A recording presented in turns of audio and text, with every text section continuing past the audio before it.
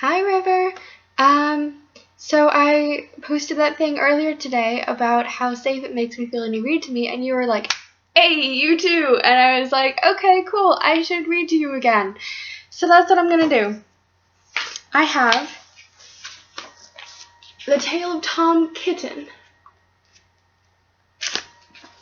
And it was written in 1907, and that was a long time ago.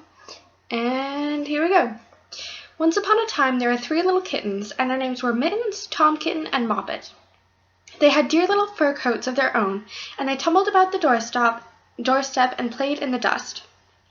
But one day their mother, Mrs. Tabitha Twitchit, she's in a lot of these stories, expected friends to tea, so she fetched the kittens indoors to wash and dress them before the fine company arrived.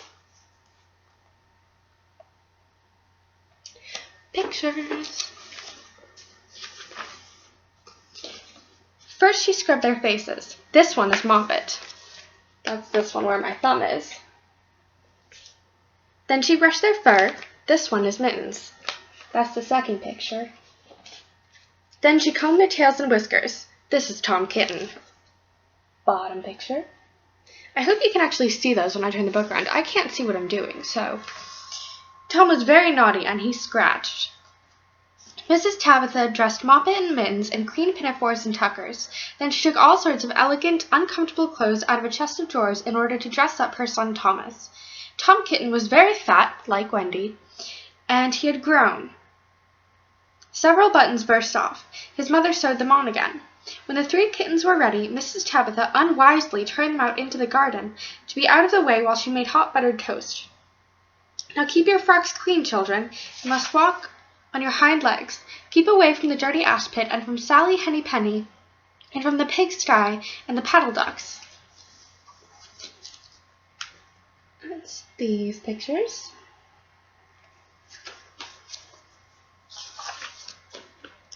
Moppet and Mittens walked down the garden path unsteadily.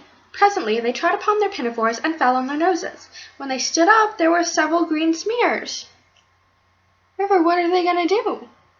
They had to stay clean, and they didn't. I'm really stressed about this.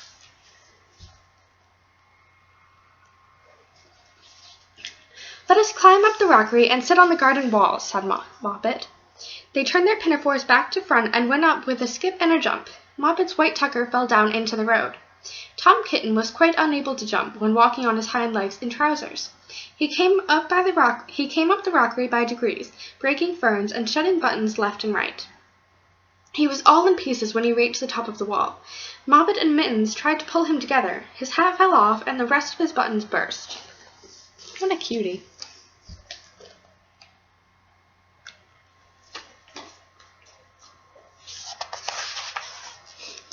While they were in difficulties, there was a pit-pat, paddle-pat, and the 3 puddle ducks came along.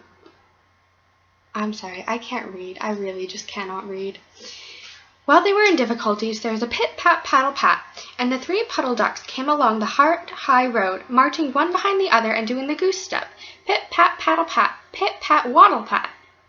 They stopped and stood in a row and stared up at the kittens. They had very small eyes and looked surprised. Then the 2 duckbirds, Rebecca and Jemima Puddle Duck, picked up the hat and tucker and put them on. That doesn't belong to them. Mittens laughed so hard she fell off the wall. Moppet and Tom descended after her. The pinafores and all the rest of Tom's clothes came off on the way down. Come, Mr. Drake Puddle Duck, said Moppet. Come and help us to dress him. Come and button up Tom. Mr. Drake Puddle Duck advanced in a slow sideways manner and picked up the various articles. But he put them on himself. They fitted him even worse than Tom Kitten. It's a very fine morning, said Mr. Drake Puddle Duck.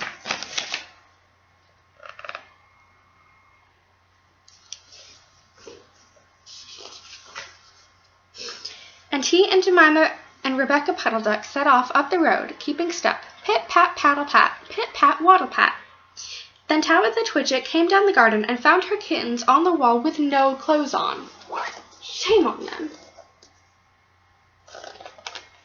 She pulled them off the wall, smacked them, and took them back to the house. My friends will arrive in a minute, and you are not fit to be seen. I am affronted, said Mrs. Tabitha Twitchit. She sent them upstairs, and I am sorry to say that she told her friends that they were in bed with the measles, which was not true. You know where liars go, right? Quite the contrary. They were not in bed, not in the least. Somehow there were very extraordinary noises overhead, which disturbed the dignity and repose of the tea party. We see what's going on upstairs in these pictures.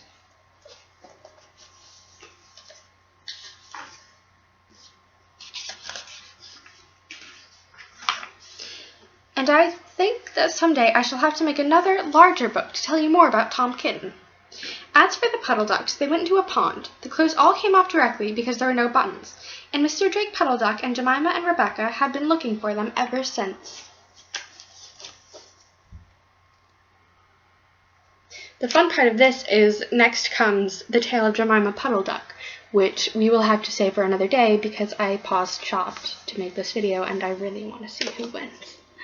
Okay, I love you. Bye.